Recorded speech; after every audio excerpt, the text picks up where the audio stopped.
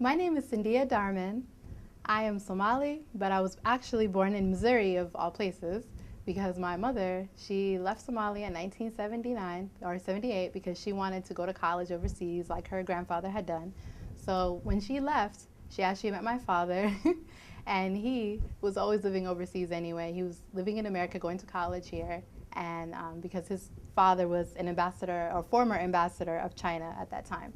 So they met each other, and you know we I was born in Missouri, but we had moved around different places. Most of the time I grew up in Virginia, and growing up in Virginia was very difficult for me because I was always the only Somali girl or Somali kid in school. So people are always like, oh, you look black, but you're not black, you act different, you are different, and whenever you're different, kids, they pick on you, they bully you and stuff like that.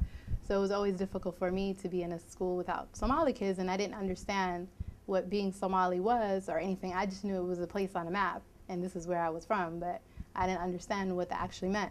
So by the time I was 14, my mom got tired of all my questions, bothering her every day about why the kids said this to me or they said that to me. So she was like, okay, I can't take you to Somalia because there's a war and everything, but let's move to Toronto, because in Toronto they have a big Somali population there. So we moved to Toronto at that time, and I remember when I walked into that classroom, that science class, there was this beautiful Somali girl named Zainab sitting in the back. And she looked at me and she waved, she's like, Abayo, come sit next to me. And I just looked around, I was so shocked that she said, sister, come sit next to me. I'm like, I had never had someone that I didn't know just tell me, come sit next to me, come, hang out with me, that I didn't know. That never happened to me before. But the Somali kids were so welcoming to me immediately. It didn't matter, that they didn't know me or anything. They welcomed me because I was Somali. So they welcomed me into the community, and the girls were so sweet. The boys, they treated me like I was their sister. They used to always defend me, protect me all the time, especially Kulmia. His mother was a famous singer, Nagruma. He was my biggest bodyguard. And that time, it was wonderful, honestly. I had a great time. I had a lot of fun, actually, because I discovered who I am, where I'm from, that I'm actually not different, that there's actually people who look like me, who act like me, and I knew who I was. And that was an amazing feeling, because when you don't know who you are, you feel so insecure all the time that that you don't know. But it's so amazing when you know who you are and where you came from, and you understand that. That gives you so much self-confidence, and it's just, it's priceless. It's really priceless, that self-confidence of knowing where you're from. So after I left Toronto for college, when I wanted to go to college, we moved to Atlanta, Georgia, where I went to Georgia State University. I majored in English because I love to read, and I guess it's because I read like 1,000 words a minute too. So I read really fast, and I read a lot of books. So that was my favorite subject. So even though my mom wanted me to major in something like medicine, like every other kid or whatever, I wanted to major in something that I love, because to me it's more important that you do something that you love. That way, every day when you work and every day when you feel happy that you're doing something that you like, instead of every day saying, I hate, what I'm doing. So that is why I decided to choose an English degree with secondary education as a major, and that's why also that I wanted to teach also, because I love teaching, I love, reading books, and I love writing also.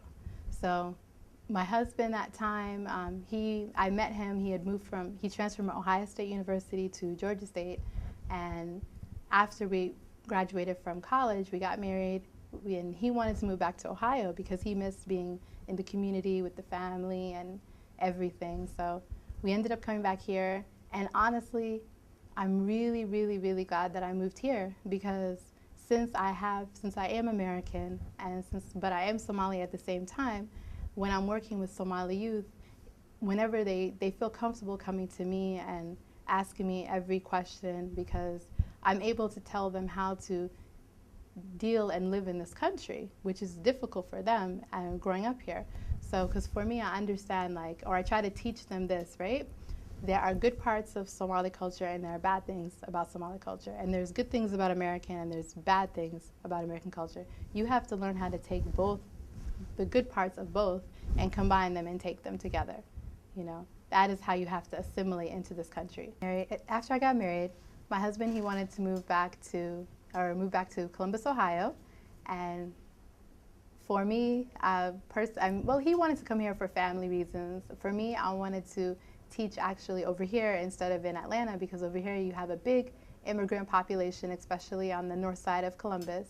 So I thought that, you know, for my skills, I thought I would be a good teacher here on the north side of Columbus, because that way I can help not only the Somali kids, the African kids, Hispanic kids.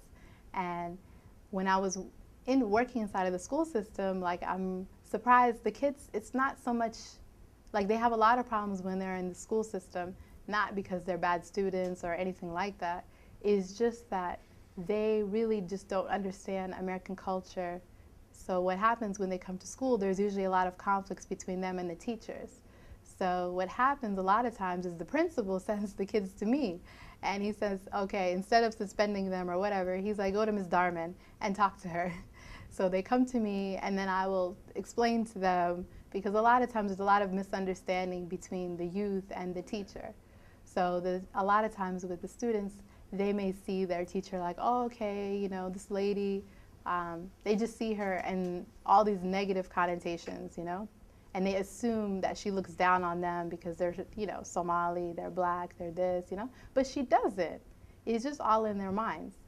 So really, when they come to me, I have to explain it to them that really you cannot just come here and, you know, look at your teacher just because, you know, she's white, or just because, you know, you have all these ideas about them. You have to respect your teacher, and you have to, the same way you respect your mother and your aunts and your grandmother, you know, you have to respect her. You cannot just look at her like, you know, and automatically assume the worst, you know? Because if you come to her and you assume the worst, then she's going to come to you, and, you know, she's a human being, you know? So you cannot be surprised when you get written up, or when you get suspended, or, you know, when you have your subjective grade on an essay becomes from a, you know, A to a B. You know, part of being a successful student is also behavior. So you have to behave. So a lot of times the principal sends them to me for cultural understanding. So that is why a lot of times, you know, they end up going to Ms. Darman. So, and the kids, it's nice, because after a while, honestly, the kids, they feel comfortable with me, and they'll come to me even before they do anything wrong. They're like, before I make a mistake, let me ask her first. So they come to me, they ask me, and, you know, you know, they're always welcome to me, and I'll always answer any of their questions. And I wish in a way too that they would feel comfortable with, you know, more, I don't know, their older brothers or sisters, their parents, but for some reason, I don't know, they come to me. But it's very, very important that everyone takes the time to talk to the Somali youth and these immigrant youth, because this is the new generation. And you really need people, the adults, whether it's the teachers, whether parents, older brothers, sisters, for people who have been there to sit there and talk to them. Because these kids, they go through a lot of problems, especially now with the internet. They'll go on Facebook, they'll fight each other on Facebook, they'll go in real life, they'll do it in real life, they'll videotape it, you know? They have a lot of problems. So it's very important that, you know, you take the time to listen to them and you answer their questions. You know, growing up, I was always very lucky, you know, I had my parents, and then even when my parents, when I felt like, oh, I don't want to talk to them, you know, I had my uncle Mukhtar, my mom's little brother. My uncle, he always used to listen to all my problems, you know, no matter how silly it was that I fought with my friend. But it was a big deal for me, but, you know, he used to listen and he used to give me advice. So I always make time to listen to the kids, and, you know, and a lot of times when you just listen to them, when you take the time for that, you prevent so many problems. So many problems when you just do that. So I have a lot of kids that honestly, I don't think they would have graduated if I did not take the time to listen to them, if I didn't take the time to help them. So it's very important that we take care of that generation, because they are our new generation. Yeah. Well, one of the things that I always wanted to do was to write, which is part of the reason why I had the English degree. But it was always like one day, someday, la la la, you know, I'm gonna write. But last August, there was this Somali girl that was living in London, Idil Mohammed, and she actually started a Facebook page called Somali Writers. She decided to have a Ramadan short story contest or poetry contest. So I decided just to submit a story, and just to see how it goes. So I wrote the short story, and I was surprised that, hey, maybe someday, one day is here. So after that, I started writing short stories every month on Facebook, and I ended up right now having like, I don't know, like 2,000 fans, or 2,000 people, around 2,000 people on Facebook. My most popular story is The Tragedy of Halima and Farah, but everyone also does like That Every Somali Girl's My Sister, that story also. So I'm trying to have one novel finished this year, and then I'm going to start looking for a publisher. The reason I chose to write actually about Somali youth and Somali stories is just because really there's, for a lot of times when it comes to literature, with African literature, a lot of times what people like to write about is post-colonialism and how, what happened during that period. And for me, I wanted to write about something different. I want to write about everyday Somali kids, Somali college students, and the way they live, and back home, and those kind of stories. That really, the stories we tell every day as Somali people, we're amazing storytellers. We have so many of them in our culture. We are called the nation of poets for a reason. So we have so many people that are amazing storytellers. But the problem we have is we don't write them down.